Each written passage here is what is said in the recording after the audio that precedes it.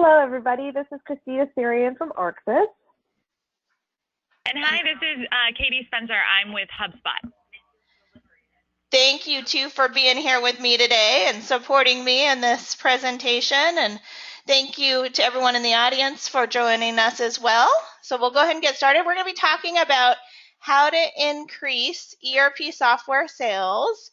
And Arxis Technology has agreed. Thank you so much, Christina, for being our case study today. So with that, I'm going to go ahead and we went over some housekeeping notes, but for a few of you who might have just joined, if you look at your webinar pane and right next to your name, there should be a hand button and a question mark button.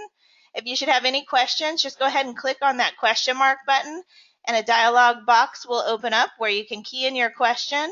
And we're going to be reserving those questions until the end of the presentation. So please, if you have any questions throughout, please feel free just to go ahead and key them in and we'll announce them at the end. So as I said, we have Christina Syrian here with us with Arxis. We also have Katie Spencer. She's our resident inbound marketing specialist here to support any questions we have regarding inbound marketing in general. And a little bit about ERP VAR's history. We've been working with ERP software VARs like yourselves for over 20 years. I myself started at Sage Software as channel manager from 2000 to 2005. My business partner, Kathy Graham, she started at Sage in 1997. And then Kathy went to Avalara, spent a couple years over there managing the channel. Then she went to Intuit, managing the channel for QuickBooks Enterprise. I worked at DeRosa Mangold Consulting, which is a business partner for Sage Software from 2005 to 2009 in a sales and marketing role. Started Sales Optimization Solutions from 2009 to 2012, where we became certified in HubSpot, inbound marketing software, and started offering it to the ERP VAR community. And then we went ahead and we realized, you know what, the VAR community, they're, usually have low marketing resources. So ERP VAR is a place where all the VARs can get together and submit their expert information by way of our guest blog.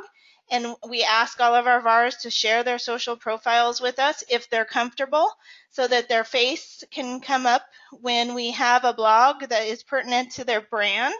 We share that blog through their social profiles, and that's completely up to the VAR. Some VARs are comfortable offering their profiles to us, and some VARs aren't so comfortable.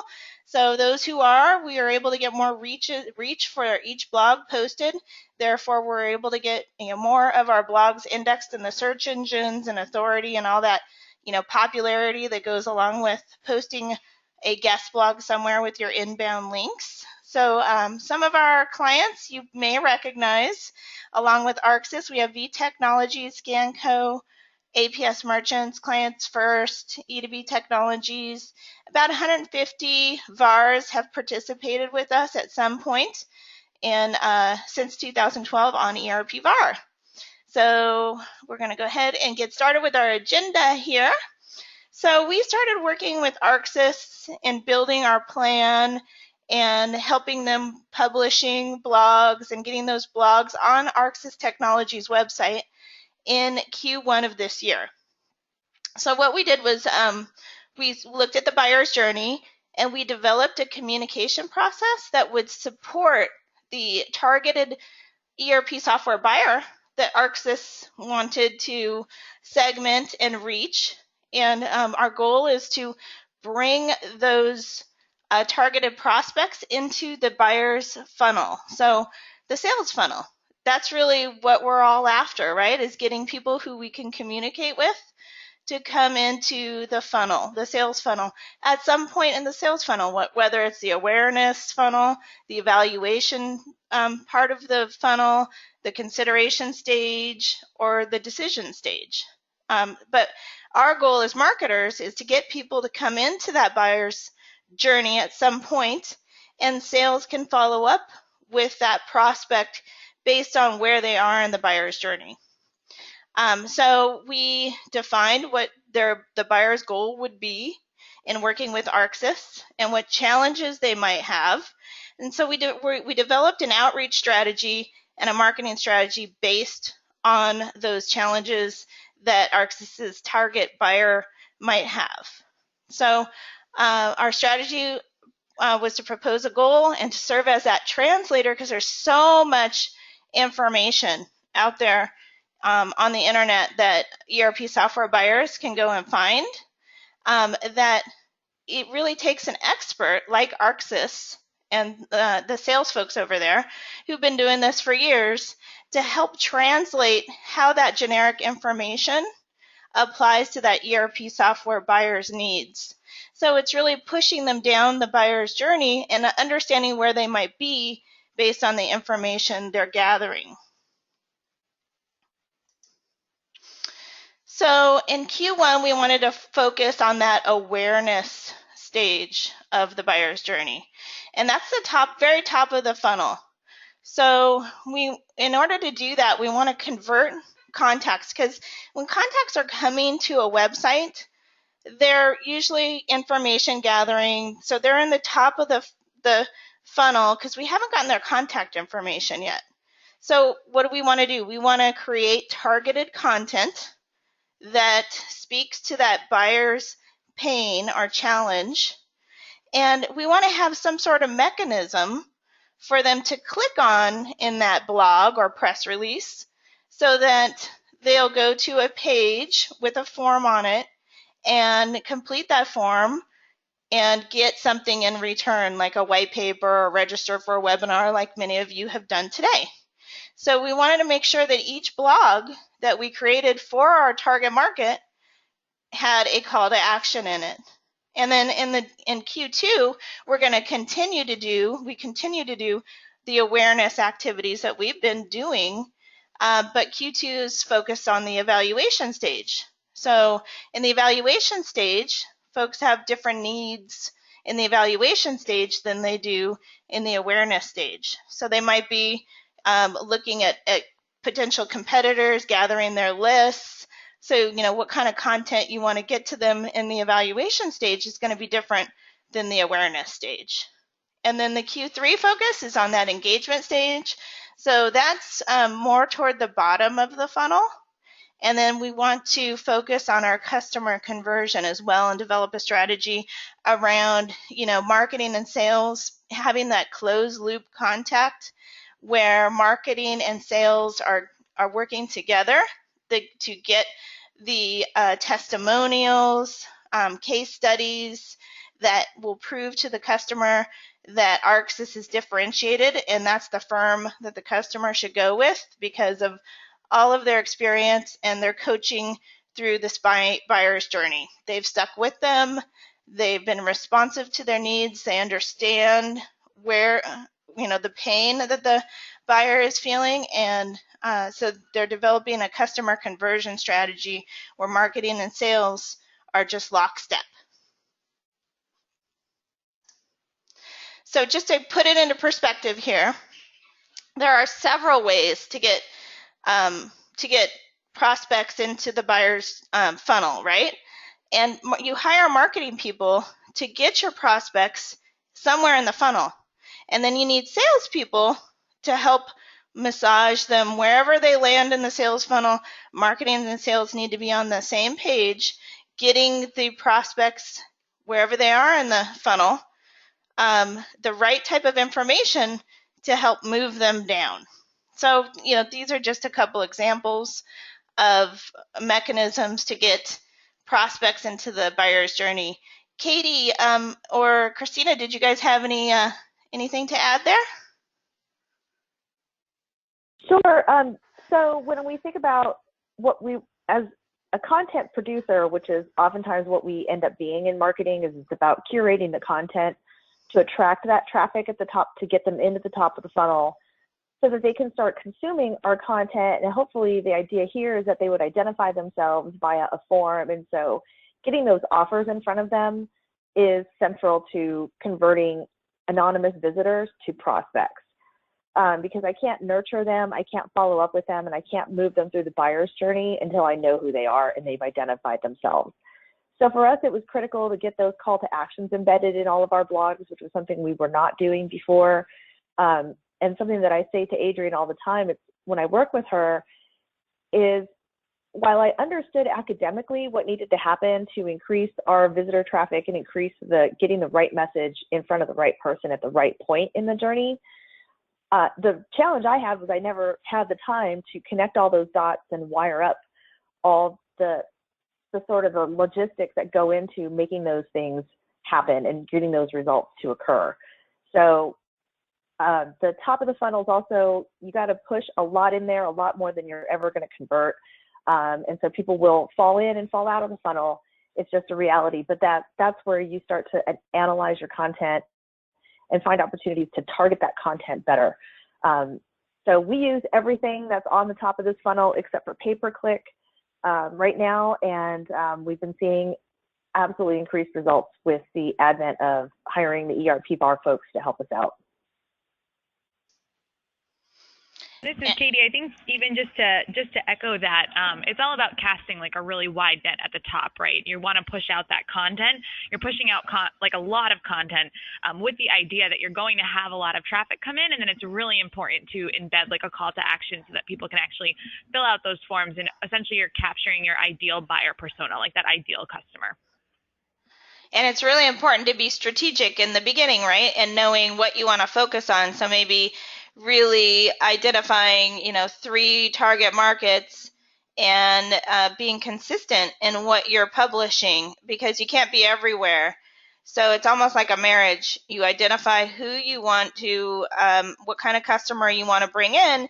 And a good way to do that is identifying, a customer that might have been a very successful customer that you'd like to have more of customers like that customer. And then you can look at that successful customer that you've had, and you can say, well, what worked well for that customer and what were their challenges? And you know that there's more potential customers like that out there, and create content around that specific target persona that has pain, and you just continue to push out the relevant content that target persona can associate with.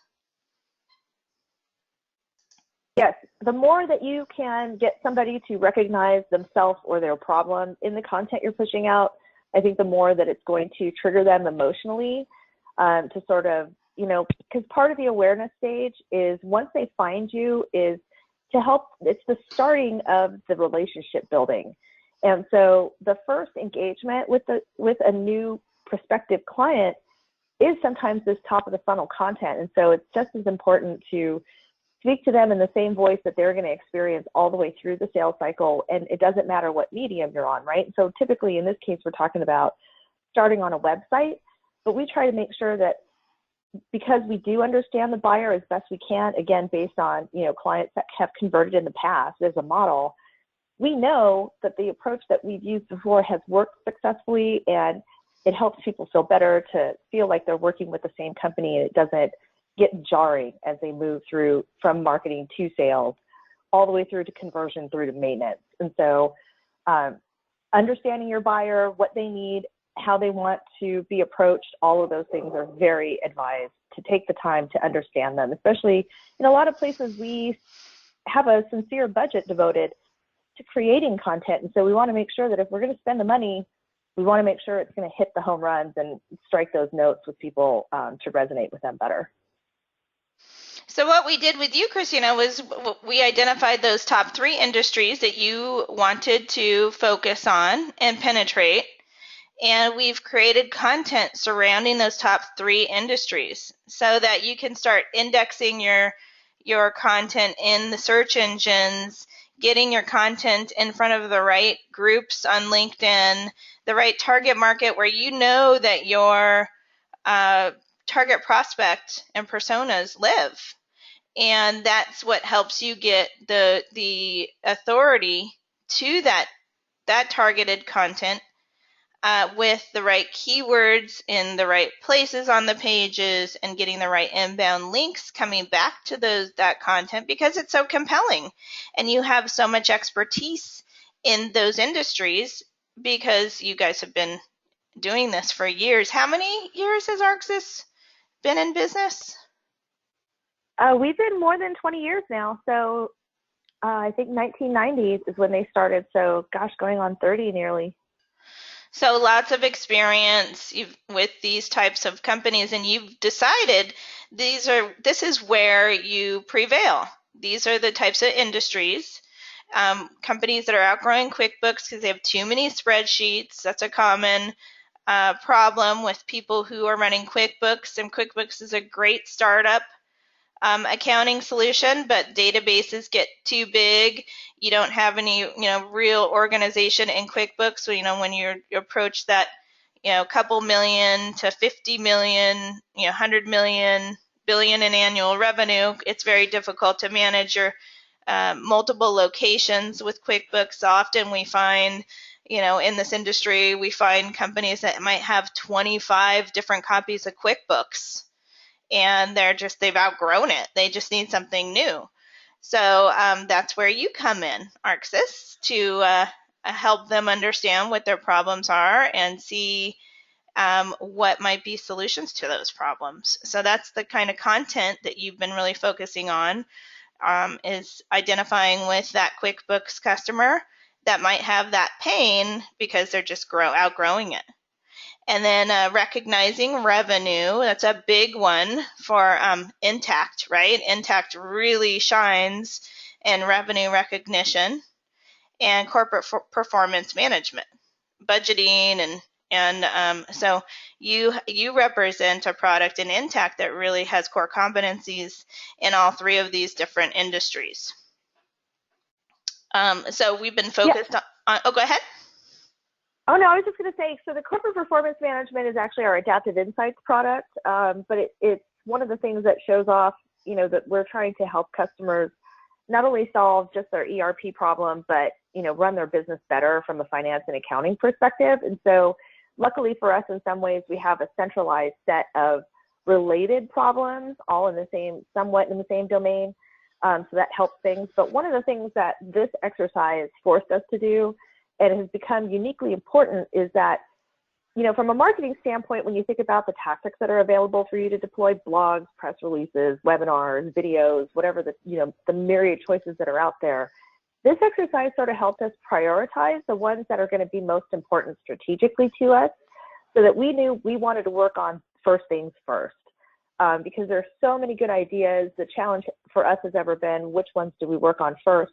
Because we are, somewhat of a limited resource, running lean in terms of staff and things like that. And so, this exercise absolutely helps, because having a prioritized list of where to devote our resources definitely helps us feel like we're not just, sort of spraying and praying. We know that these channels are going to convert better for us and get us more people to fill out forms or visit our website, whatever the goal may be.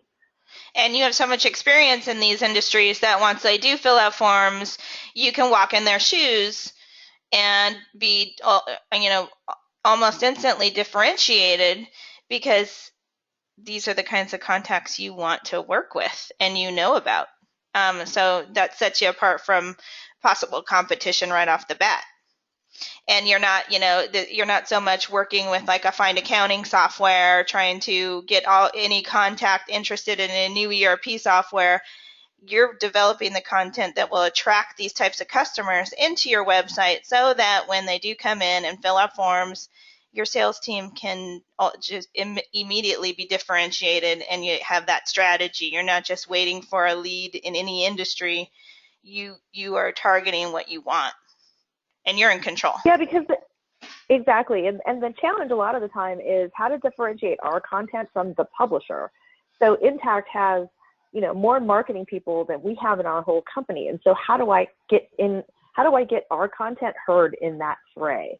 And so for us, it's, differentiating on the sort of boutique feel of our consultancy versus the machine of the size of the Intact Corporation. While we love the product, if you're looking for more of a high touch, high care experience, we kind of want to float to the top of that messaging. And so, helping, because a lot of the times prospects are coming to our website, they've already heard of Intact, it's already on their short list. So they may come into the top of the funnel, but truly they're already aware, they might already be in selection. And so, you know, they've already got a short list of requirements in mind that they want their ERP to fulfill. So the question for us isn't necessarily how do we educate on the product, but how do we educate on why would you choose ArcSys versus going to the publisher directly and things like that. So being a VAR presents its own level of messaging challenges. And so we found that focusing on our industries, focusing on our high touch, high care helps, because people have fear, they have anxiety. If you've never been through this, it's a big undertaking. People get promoted, but people also get scared of, you know, something going bad reflecting on them. And so we take that very, very seriously. And so having this in the messaging and identifying that as a key component of our messaging has been very beneficial. And so, you know, like we said before, we're always including a compelling call to action on each blog so that when it does get in front of the right eyeballs, they have something to click on and say, hey, I want to learn more. And then now they're dropped into your nurture bucket and you can continue to touch them in hopes of moving them down the funnel. So in order to do that, right, we had to pick targeted keywords so that when we did write our content, that we place those keywords in the right places, and so that in the goal for this content to be indexed in the search engines for those similar types of keyword strings that your target market might be searching for, because we know that people buying ERP software, it's no small decision. They're ripping whatever it is they're using and comfortable out and replacing it with something new. So they're going to do all that they can to make sure they're making the right decision. So where do they go first? The search engines. And how do you get in the search engines? Well, that's because you need to achieve authority for the content you've created. And how do you achieve authority? Well, it has to be popular. Well, how does it become popular? Well, you have your relationships like Intact, like ERP VAR, like other websites that can publish your material and get it in front of more eyeballs so that there are more networking associations via inbound links coming into that page that you've already placed the keywords in the right places on the page to optimize it for search engines. And so, you know, oftentimes, and Katie, you can probably talk about this, the concept of hiring a search engine optimization specialist. What are your thoughts on that? Or is it more, you know, creating that compelling content, or is it hiring a search engine optimization specialist who waves their magic wand to all of a sudden make a website search engine optimized? Do you have any thoughts on that, Katie? Yeah, I think the SEO piece and the content go hand in hand, right? Because in order to be found, like, you need something that's actually going to drive that, like, SEO juice, and it starts with content. A website can be perfectly optimized, but the way in which you're actually going to be found, like on Google, is through that content, and that's why that content piece is so important. Just hiring an SEO specialist isn't necessarily going to get your page, you know, ranked higher on Google. There still has to be that focus on that content creation. And in order to create compelling content, you really have to know what you're talking about, correct? Exactly. In the industry. Yes. Yep, so, exactly. Yeah. Because the people, you know, reading the content are trying to solve problems, and you have to know how to solve problems that they're looking to solve in order for it to be compelling and to proliferate throughout the internet. Yes, I agree. And I will say this was especially magical for ArcSys because we had been using and continue to use an SEO expert, but until I had been using HubSpot for a little over a year before Adrian came into our team. And so, you know, we had seen some keyword lift, but we had keywords, like we're ranked #1 for keywords that have no volume. So it's like being the biggest voice in a room with no people. It's great. I can say I've got a lot of keywords I'm ranked #1 for, but in terms of organic traffic, it was useless. And so I think the HubSpot keyword reporting tool really helped us monitor the lift, to look for keywords that had better volume and assign them to campaigns. And so what that ended up doing, you know, now I can see the page that's ranking, and so I can perpetuate feeding this, the keyword analysis, the keyword tagging, making sure that things are lined up. And so connecting those dots to get the SEO lift is a lot easier with HubSpot and even better with Adrienne because she's already got a lot of knowledge in this space. So there was a lot of training I didn't have to do because she already had a lot of knowledge. So for us as an intact VAR, that was especially helpful because we could get up to speed and creating benefits a lot quicker. Thank you so much, Christina. Those nice words. I speak only the truth. You're so welcome. So what we did, we created a content calendar, and Christina has hired another agency to work with us, holding our hands together, all of us together, and creating one search engine optimized guest blog.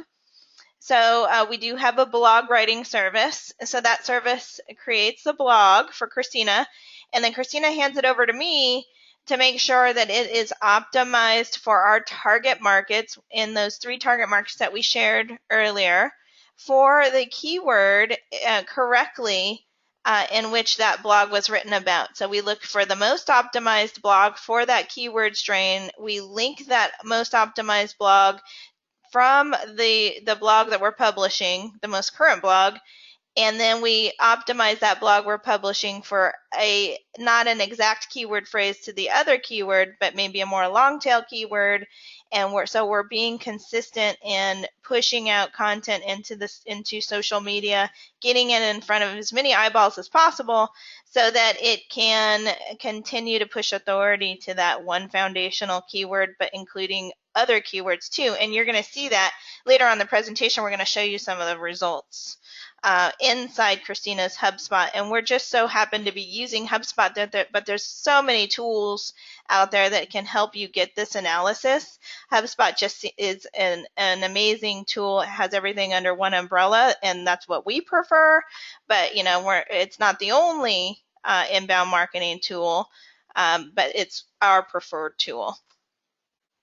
So we do one search engine guest blog per week on Intact, and we do one search engine optimized a guest blog on ERP VAR.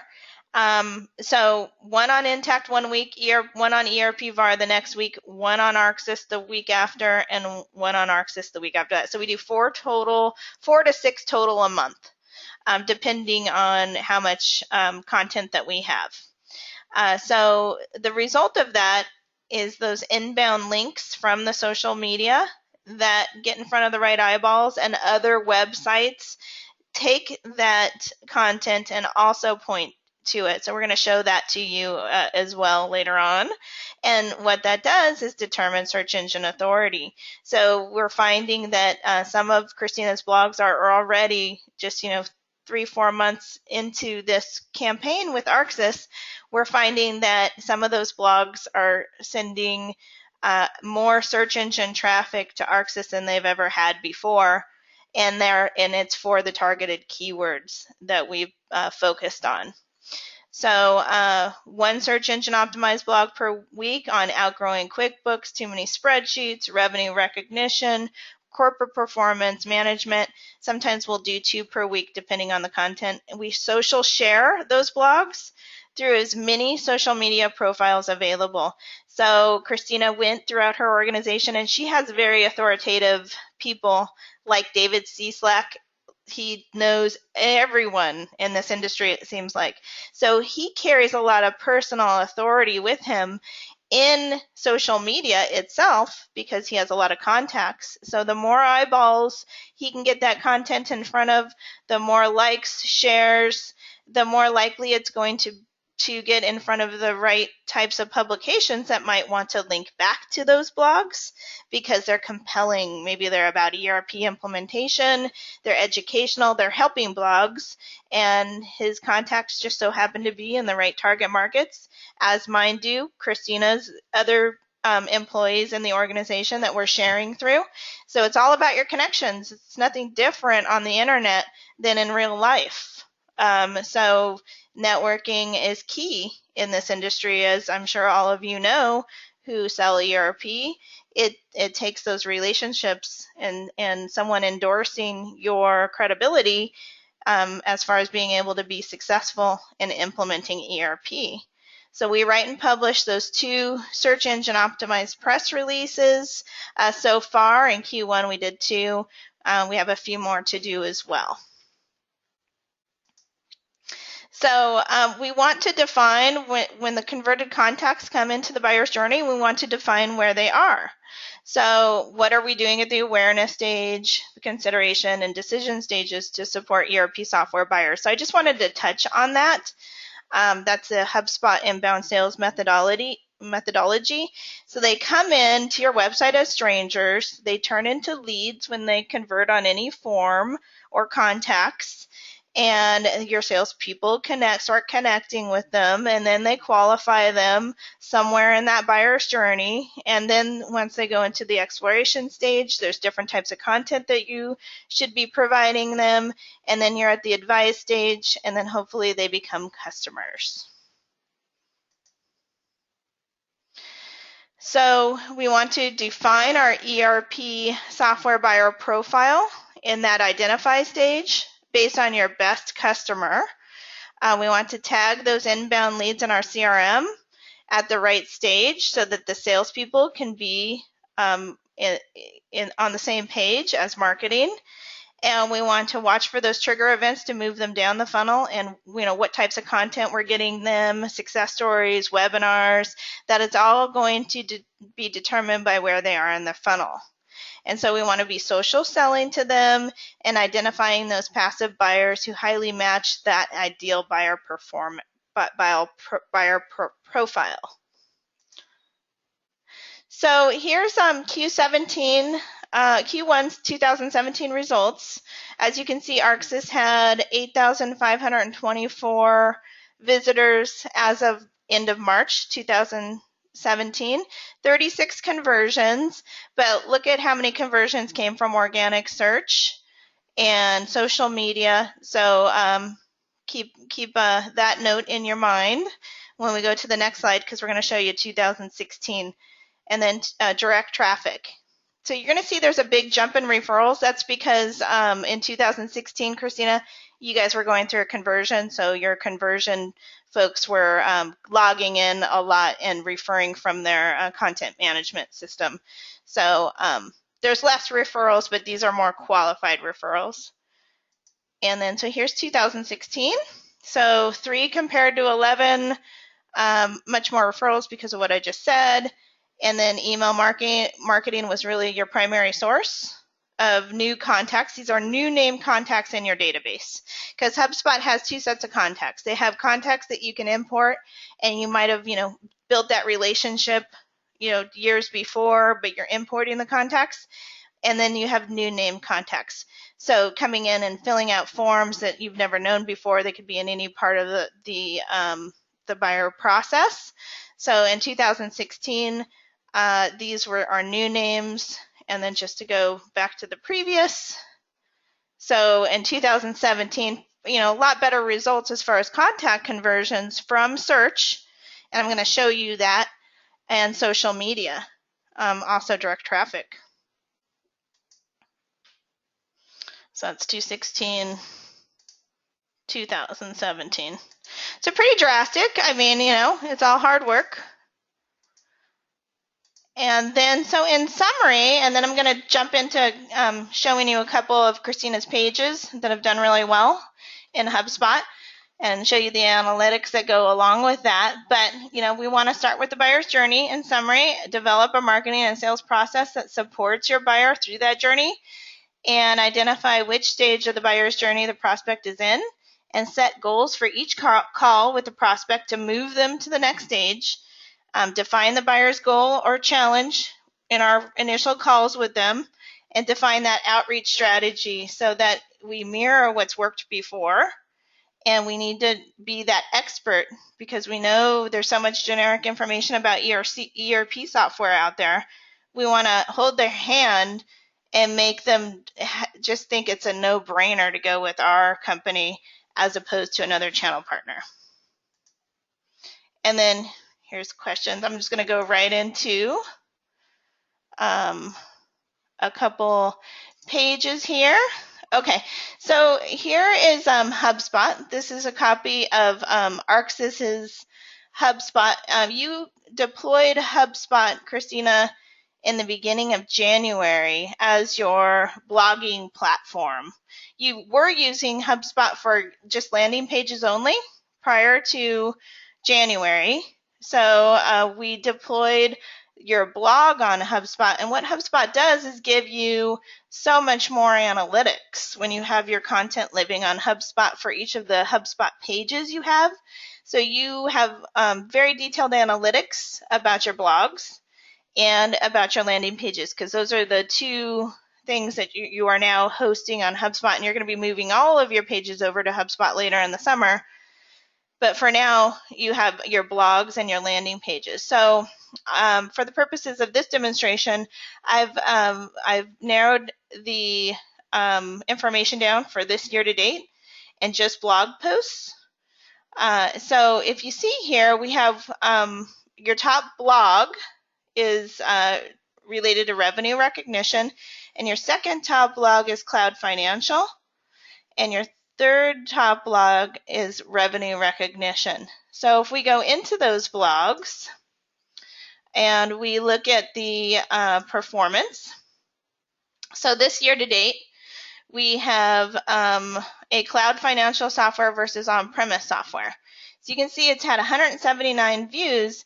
Most of those views have come from social media, and that's because it's a compelling blog, and it's being shared by people that have authority, that people are in front of the right audience, and people are just reading about this blog. So it hasn't so much been indexed in the search engines yet. We're hopeful of that, but this was one of those top blogs that we had on the previous screen in page performance. So that's cloud financial versus on-premise.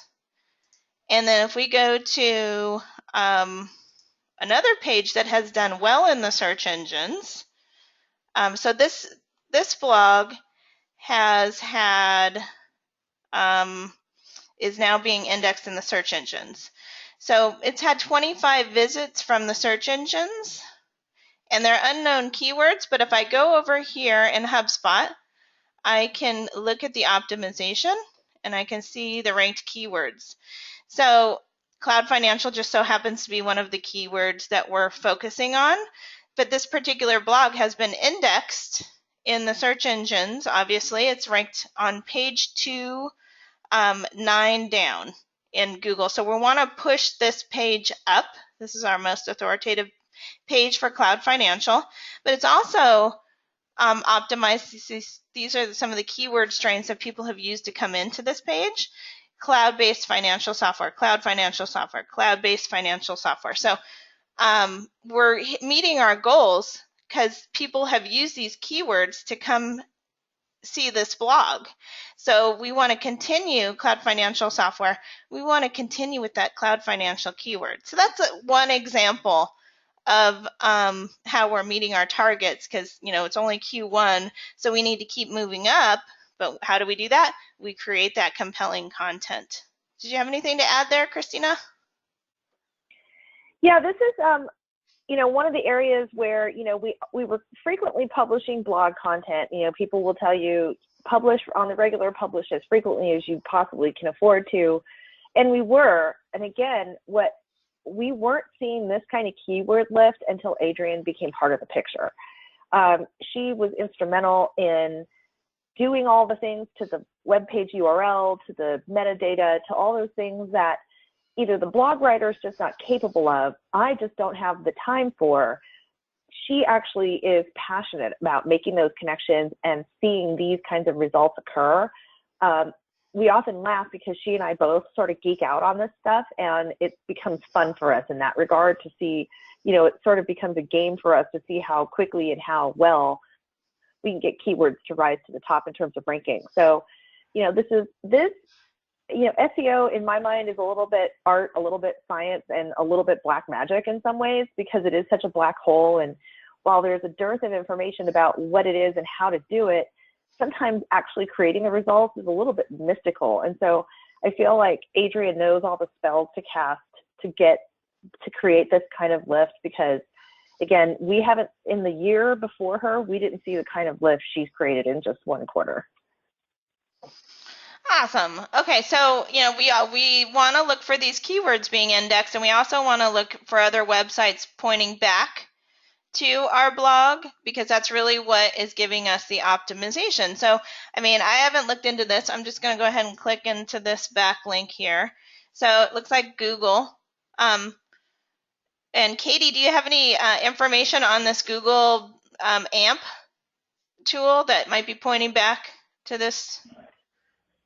Yeah, and like what specific information? Sorry. So Google AMP, can you kind of explain that? It's a new kind of a feature, isn't it? It's fairly recent.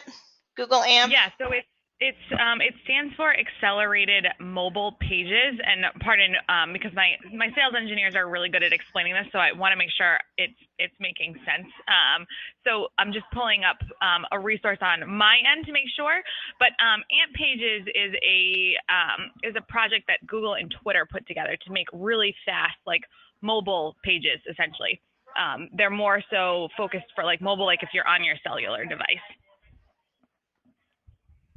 So, and that's huge, right? Because the search engines want to make sure that they're indexing content that are both mobile optimized and desktop.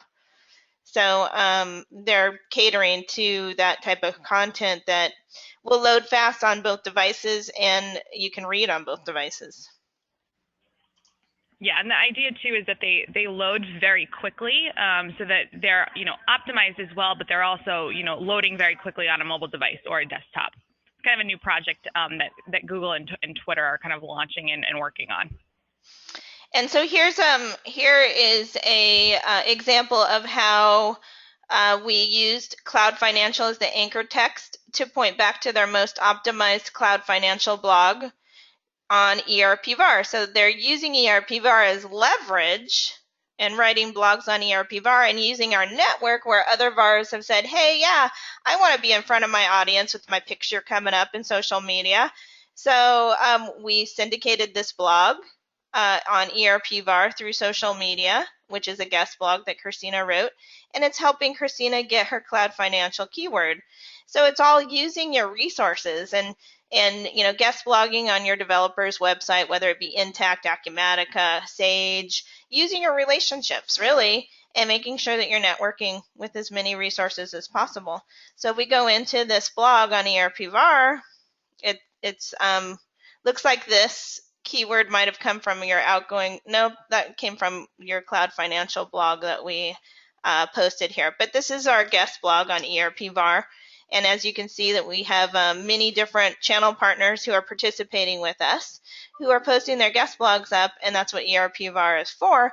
And for Christina, since we have a very strong engagement with Christina and a more elaborate engagement with Christina, we're using ERP VAR as leverage to push search engine authority for the keyword terms that she wants, with our authority on our website pointing back to her website. And that's the whole purpose of ERP VAR, is to leverage the power of the community to push authority to your website for the keyword terms that you want.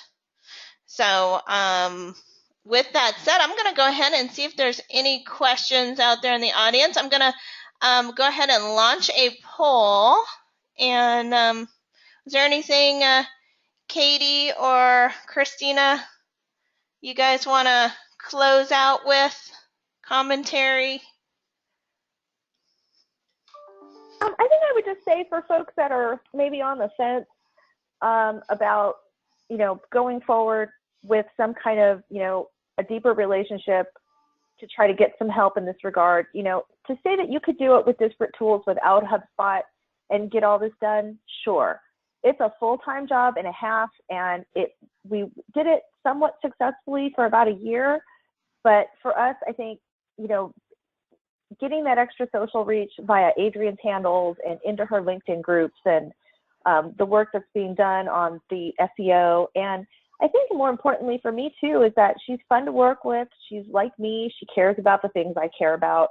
And so I'm very happy to answer any other questions, offline if anybody has any about working with Adrienne and the team at ERP VAR and how that's working for us, because I can't say enough good things about the results we've seen and how much fun it's been to work with the team.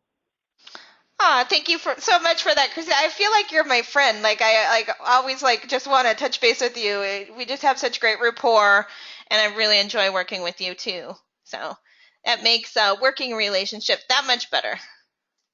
For sure, definitely. Okay, so we have a question here. Do your consultants help with blog content? Yes. So ERP VAR is a place for our ERP consultants that participate with us, the VARs that represent Acumatica, NetSuite, Sage, Infor, any of the main ERP solutions out there in the mid-market.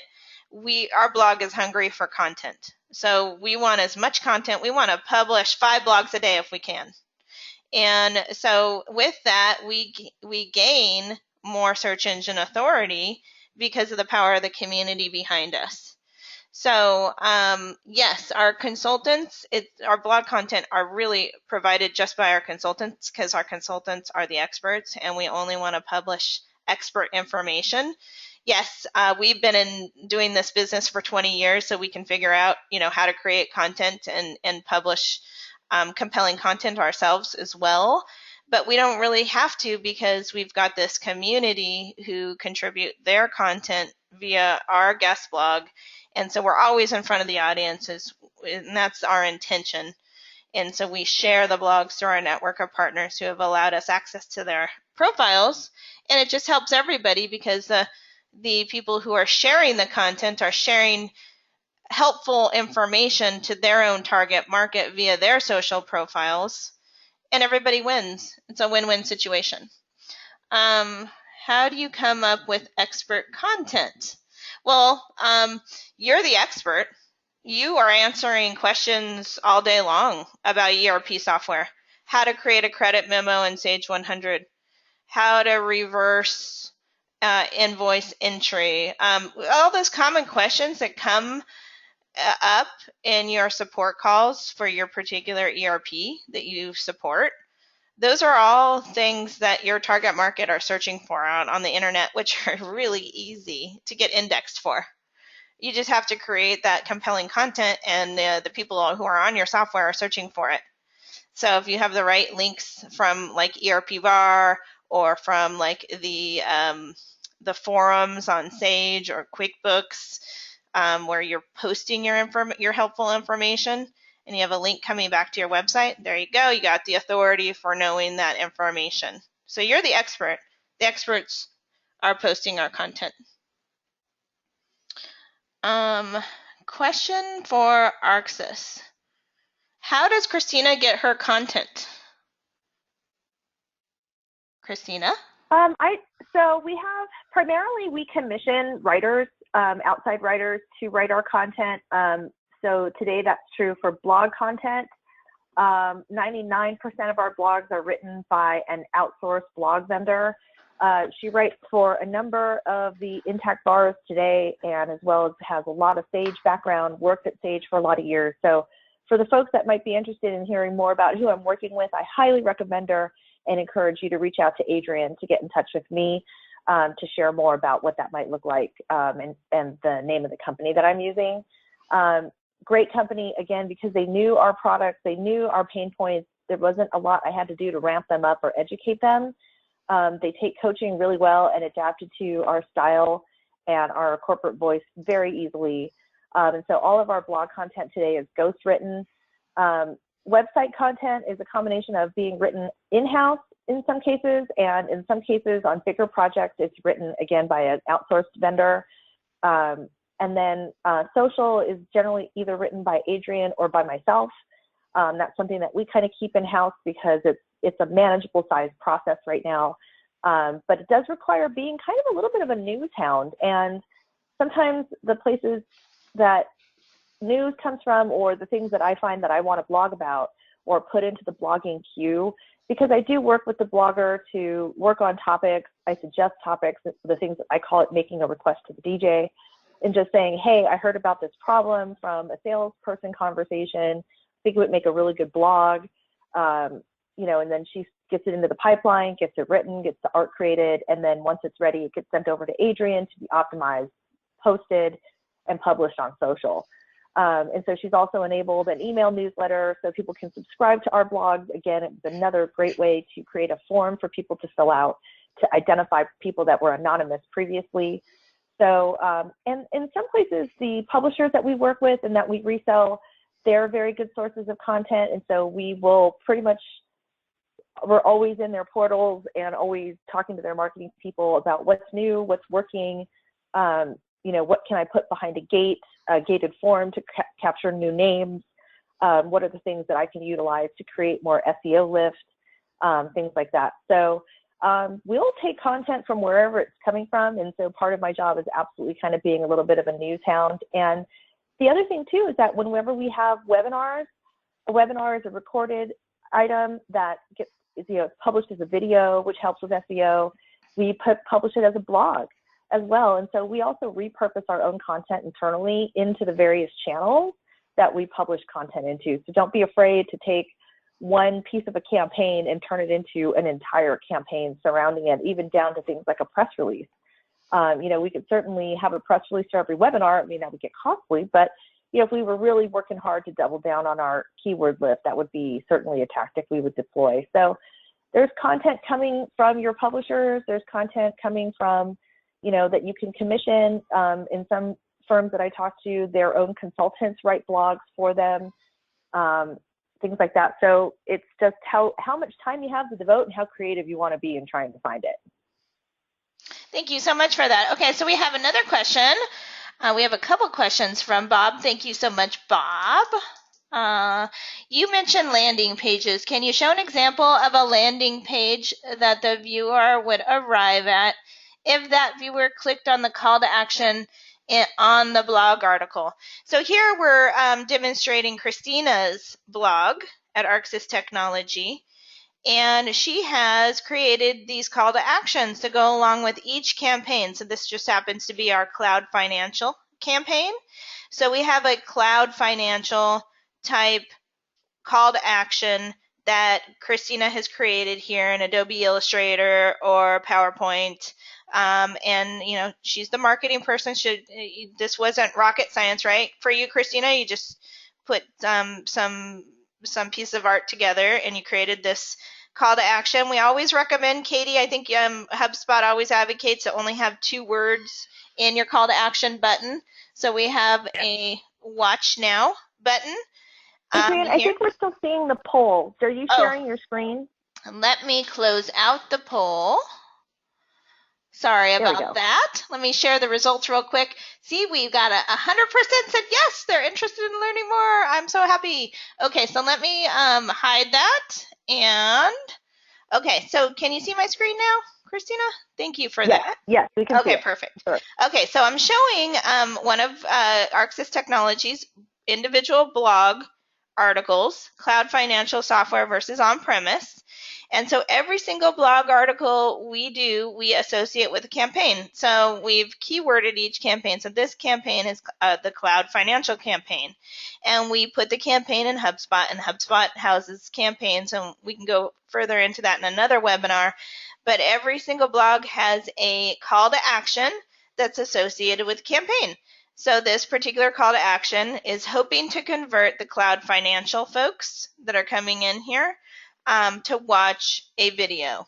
So you click on this. This is, Bob, a landing page. So this is what we refer to when we say landing page. So it has a form on it, and if you complete this form, you can go right into watching the video. So that'll send you a link to the video or take you to the video page right from here. And so this is what they refer to as a landing page. So thank you, Bob, for that question. And then Adrienne, thank you, Irene, for your question as well. I'm not sure if applicable for this forum, but any thoughts on the value of content by research companies like Aberdeen, Forrester, etc., asking since the cost is considerable. So that you know, I believe the major developers like Intact, and Christina, you can chime in here, they have acquired this type of analyst content, right? And you might be able to, in some cases, use it. Yes, to date, we've never had to buy analyst content. Intact and Adaptive Insights are both very heavily engaged with Trust Radius and G2 Crowd. They'll provide us excerpts of, if there's relevant Aberdeen type content. And typically there's excerpts that you can find online. So as a VAR, we've never had to purchase that type of content. But depending on the business that you're in, you might find that's not the case. You're not having it provided for you. Where that kind of outside third-party analyst content comes into the picture for us is during that evaluation stage. And that's that sort of, don't believe us, here's a third-party resource saying the same thing that us and the publisher are saying. And so it just helps to legitimize our messaging and say, hey, look, a totally non-biased third-party agency that's esteemed for their analysis and, the clout that they have in the industry has said that, Intact is number one or whatever the case may be. And so I think it's a crucial piece of the marketing puzzle, but we're very fortunate in that we generally have not had to buy it to date. We have it provided for it. And I see we have 3 more minutes left, and we have a couple more questions here. We have a question: what is the most effective social media platform? Twitter, LinkedIn, Facebook, other? And Katie, you know what? For ERP VAR, I have the back end analysis of that. It's LinkedIn hands down. But Katie, for other industries, it could be anything. It's really where you have authority and where you have clout, right? As a social personality. Yep, exactly. Yes. Perfect. So, it's your networking again. And if you built your network on Twitter, then that might be your most effective social platform.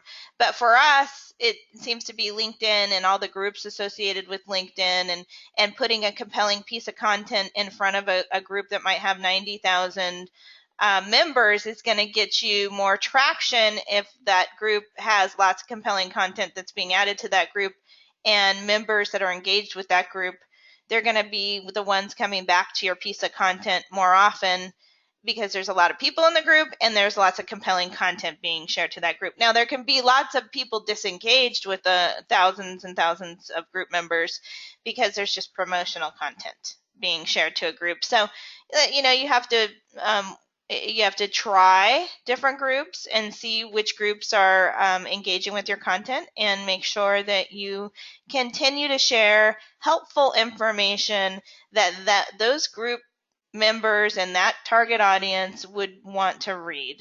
And helpful information is, if it's an ERP community type group, maybe how to implement ERP, or 10 steps to creating a business process mapping, business process analysis, knowing, what business processes in a company are working or not. So if you're posting to an ERP community, you just have to make sure that you are starting to post with the intention that you always want to be helping that particular group. And so your content rises above the rest of the content, and people start to engage with it, and your personal brand will prevail. So I don't see any other questions.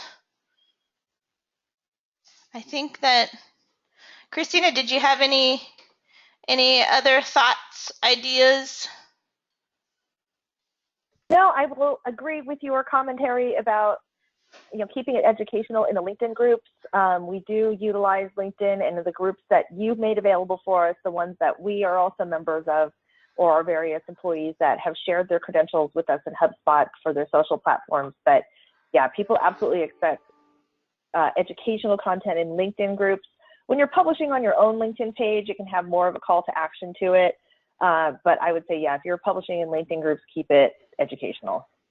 And so you have all these publishing tools. Just to close out with everyone, you have all these publishing tools in HubSpot that make it so much more easy to publish. You don't even really need to go into your different social medias, because you get your monitoring insights on who's connecting with you, who's giving you feedback on your articles, and you can go in here and just right from HubSpot interact with them.